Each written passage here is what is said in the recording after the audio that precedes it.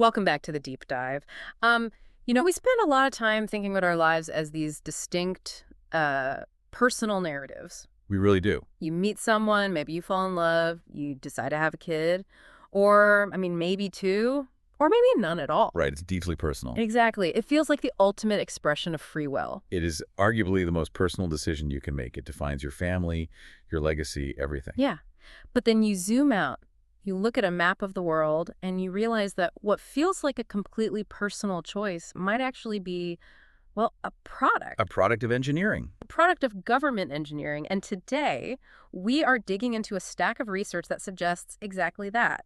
We're talking about demographic engineering. Right, which sounds a bit like science fiction, doesn't it? Like we're talking about a factory line. It really does. But we are actually talking about AP Human Geography Topic 2.7, specifically the mechanics of national population policies. And mechanics is definitely the key word here. Right, because it's easy to think of population trends as just culture. Like, oh, some countries just like big families and some don't. But the sources we have today paint a very different picture.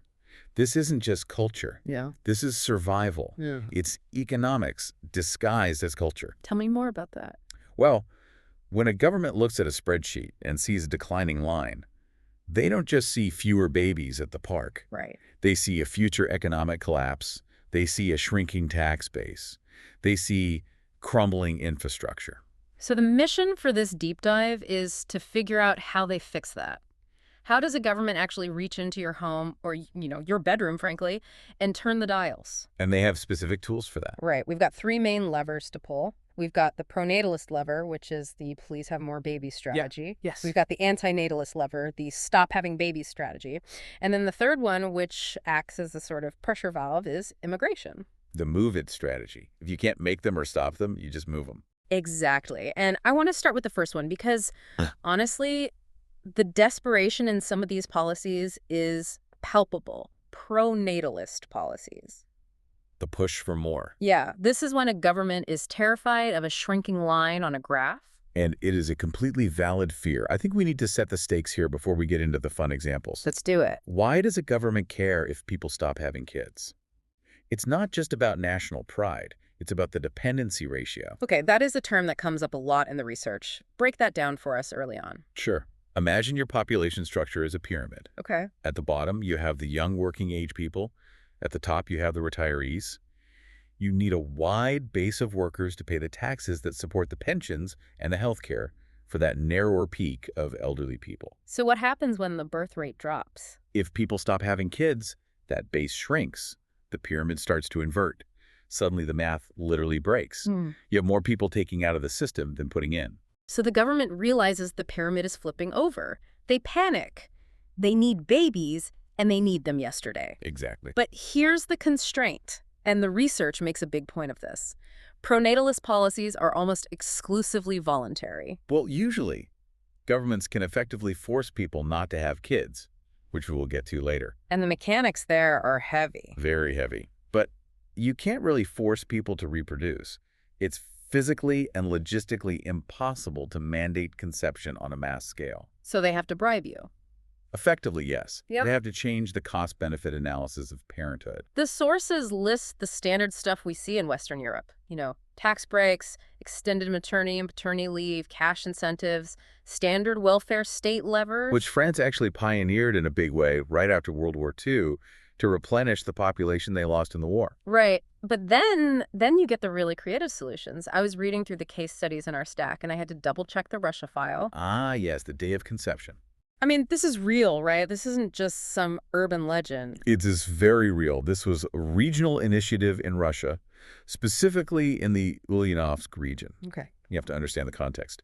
Russia's demographics post-Soviet Union were in absolute freefall.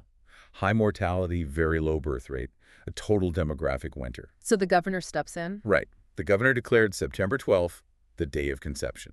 The mechanics here are hilarious to me. The instruction is literally take the day off, go home, make a new Russian. And it is timed perfectly. Oh, right. The timing. Yeah. If you conceive on September 12th, the baby arrives roughly 9 months later, around June 12th. Which happens to be Russia's national day. Exactly. It is patriotic procreation. But the government knew that patriotism alone doesn't pay for diapers, so they gamified it. They made it a contest. If you delivered a baby on June 12th, you were entered into a lottery. To win a car. Or, like, a fridge. Yes. UAZ Patriots, which are Russian Jeeps, were the grand prize. It sounds like a bizarre game show. But think about what that signals. The state is effectively saying, we view your child as a unit of national production, and we are willing to trade you a consumer good for it. It's transactional, Hmm. but it also highlights the real limitation of pronatalist policies. How so?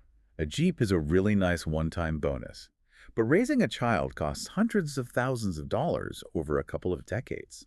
Does a one-time prize really change a family's long-term planning? That is the big question. And the research suggests these things provide a blip, maybe a spike in birth rates for a year or two, but rarely a permanent shift. Right. People figure out pretty quickly that a free fridge doesn't cover 18 years of clothing and education. Exactly. But Russia isn't the only one getting creative.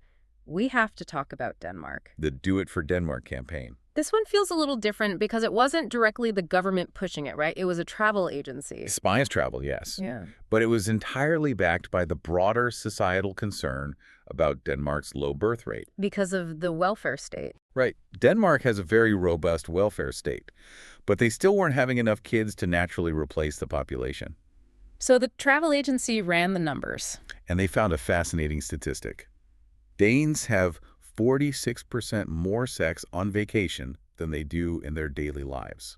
Science at work right there. Relaxed people make more babies. It's true. So they marketed ovulation discounts.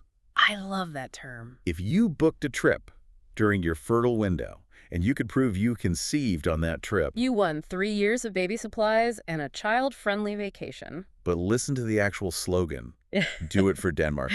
They are explicitly linking the private act of a romantic getaway to the civic duty of maintaining the welfare state. It is brilliant marketing, but it reveals the exact same underlying anxiety as Russia. If the population shrinks, who pays for the social safety net? Nobody. That's the fear. It's a carrot approach. Japan is doing it too, mostly with cash and social pressure because their population is aging faster than almost anyone else's. But the takeaway from this section of the research seems to be pretty clear. Bribing people to have kids is expensive, and the results are often just mild. It is like pushing on a string. You can make it easier, you can make it cheaper, but you can't make it mandatory. Which brings us to the dark side of the coin, the second lever. Antinatalist policies. The brake pedal. This is when the government decides the line on the graph is going up way too fast, the infrastructure is cracking, there isn't enough food or water. Too many mouths to feed is the phrase you see often used in these policy documents. And unlike the make more babies side, the stop having babies side has a history of being much less polite. Much less polite is putting it mildly. The source material splits this into 2 buckets, voluntary and coercive. Let's start with the voluntary. Yeah, because it connects to what we just discussed. This is about persuasion. Right. If you can't force people, you try to change the culture. You see this heavily in developing nations where the population is exploding. The government realizes they simply cannot build schools or hospitals fast enough. So they turn to marketing. They do. We have the example of Egypt here. The 2 is Enough campaign from 2018. This is a classic, soft antinatalist approach. The government partnered with NGOs to target specific demographics, mainly impoverished rural women. And what was the hook? They provided financial support for starting small businesses, but the catch was education. They flooded the airwaves and the streets with this message. A smaller family is a richer family. So they were trying to break the old cultural equation, the idea that more kids equals more status or more kids equals a retirement plan. Exactly. In many agricultural societies, children are viewed as free labor. Right. Egypt tried to flip that script to show that children are actually a high cost Yeah. and that you can give 2 children a better life than you could give 10. Yeah. It's about shifting the mindset from quantity to quality. So that is the soft power. That's the nudge. But history shows us that when governments get truly desperate, when they feel the walls closing in, they stop nudging and they start shoving. They do. We really have to talk about the coercive measures. This is where we see the full power of the state deployed directly against the biology of the citizen. And obviously the elephant in the room here is China. The one-child policy, it ran from 1979 all the way to 2015. It is the single largest demographic experiment in human history. And experiment is the right word because they were actively testing a hypothesis. Can strict regulations save an economy from starving itself? And the mechanics of it were just brutal. The text describes a system that wasn't just a law, it was a total social grid. It worked on two levels. First, you had the incentives. If you signed a certificate of honor for single-child parents, you got better housing, you got priority for schools, you got better health care. You were explicitly rewarded for compliance. But if you didn't comply, The stick was massive. Heavy fines, sometimes multiple times a family's entire annual income. wow. Loss of employment, especially if you worked for the state. But the notes also explicitly mention the physical interventions, forced abortions, forced sterilizations, It is really hard to wrap your head around the scale of that kind of state control. and the impacts are what we are living with right now. The policy worked in the literal sense that it prevented an estimated 400 million births. That is a massive reduction in resource strain. It is. But it created a demographic time bomb in the process. We mentioned unintended consequences earlier. Let's look at the sex ratio outcome. This is a key term for you to keep in mind, sex ratio. Naturally, for every 100 girls born, you get about 105 boys. It is just biological. Right. But in China, because of the one-child policy, combined with a deep cultural preference for boys who carry the family name and care for parents in old age, families used sex-selective technology to ensure that their one allowed child was male. So now you fast forward 30 or 40 years. Now you have millions of men, tens of millions actually, who will statistically never find a female partner. In demographics, they call them bare branches. Just branches. Yes. That is a recipe for immense social instability that the Chinese government is now desperately trying to manage. It is a tragic irony. They engineered the population to save the economy, and in doing so, they created a massive social crisis that might threaten the economy in a totally different way. And China isn't the only example of this kind of coercion. The source material points to India in the 1970s as well. I was actually surprised by this one. I think the China example overshadows it in most history books. Very often, yes. During the emergency period in the 70s, the Indian government under Indira Gandhi was facing massive, rapid population growth. So what did they do? They suspended civil liberties and launched a massive sterilization drive. But unlike China, which focused heavily on women's fertility, India targeted men. The text mentions the forcible sterilization of millions. Yes, they set strict quotas for local officials.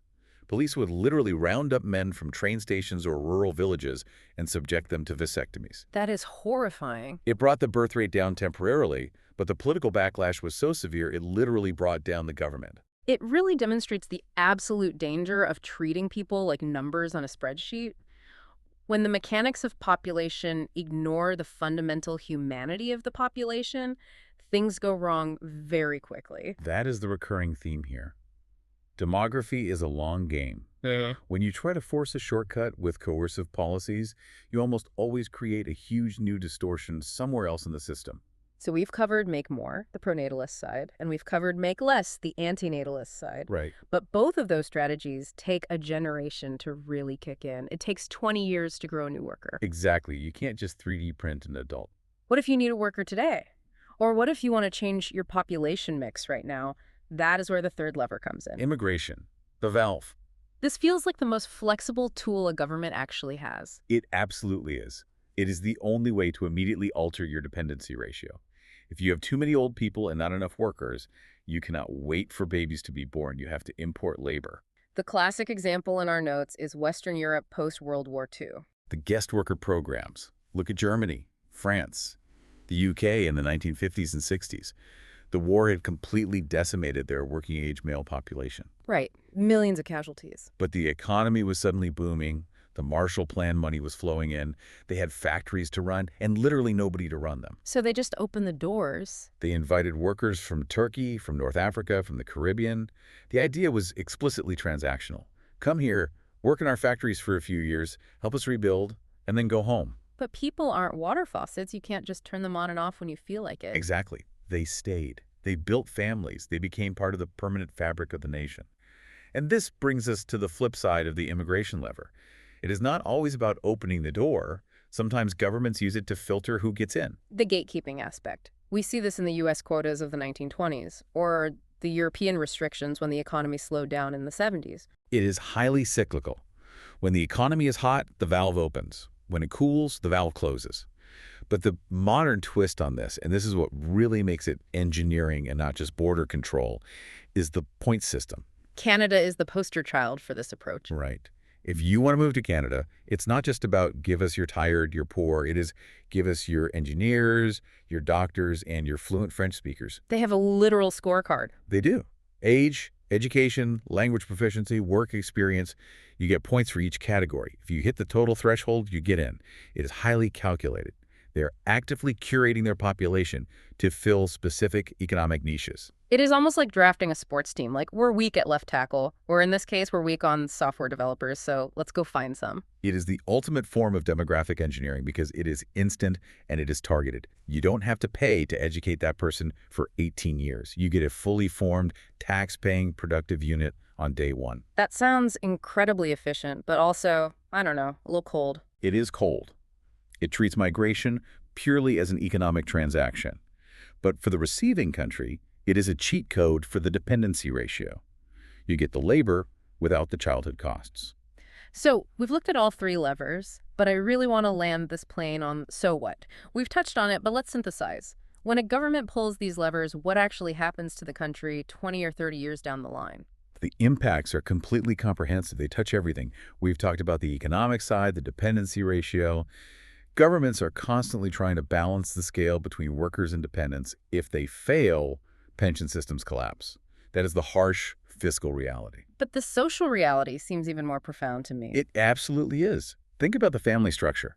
If two is enough works in Egypt, you fundamentally change the sibling dynamic for an entire culture. Right. If the one-child policy creates a shortage of women, you change the marriage market and gender dynamics for generations. And with immigration, you are changing the cultural DNA of the country. Inevitably.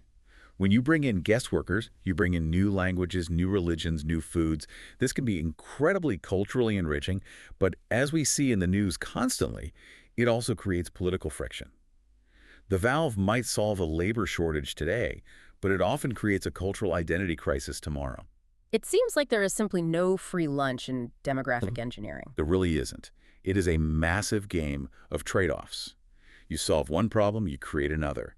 You fix the labor shortage, you get integration challenges. You fix overpopulation, you get an aging workforce. It is like a high-stakes game of whack-a-mole played with millions of human lives. That is a very apt way to put it.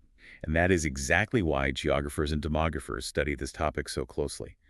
By looking at which lever a government is pulling right now, we can predict the specific problems they're going to face in 2045. It's predicting the future by reading the current policy papers. This has been a wild tour. We've gone from winning refrigerators for procreation in Russia to forced sterilization in the 70s to Canada's global talent draft.